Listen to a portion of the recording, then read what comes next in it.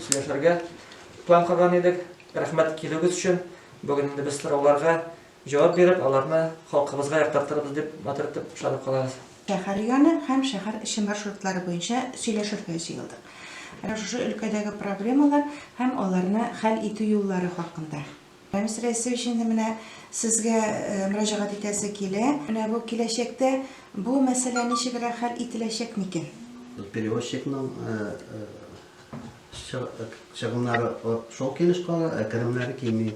И шуңа шушы үгетләр булгач инде безнең перевозчик инде вынужден километргә маршрутлар. Барлыгы 6 маршрут эшләячәк. Инде менә әйтеп китәсе килә бу Шәкән, Татшуган, Илбәк, Әлкәй, Микулина и Сөендек авылларына маршрут. Маршрутларны саклап калганга бик җиңел түгел предприятиегә. Ничегрәк хәл итеп була менә бу колесо маршрутлары? Существует и проблемы с водителями, и пассажиропоток, и убытки эти тоже они, тоже все они все вместе давление на предприятие оказывают, да.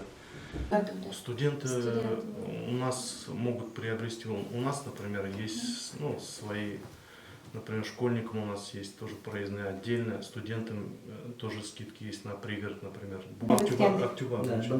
Мындазына кайдан дип проблема юктыр.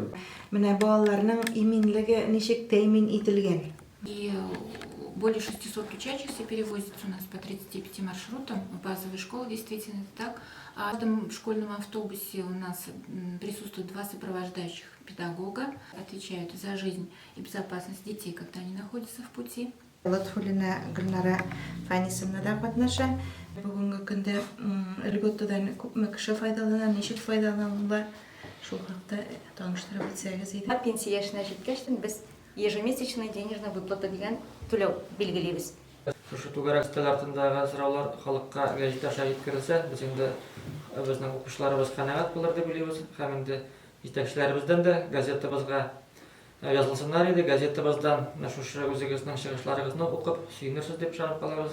Үзебезнең туганнарны, әти-әниләрне, ветераннарыбызны, әби-бабайларны яздырык, мохтаҗлар бар, килдерсәгә дә булыр. Ул атна 2 тапкыр килгән, бик матур бүләк булыр үзебезнең ветераннарыбызга.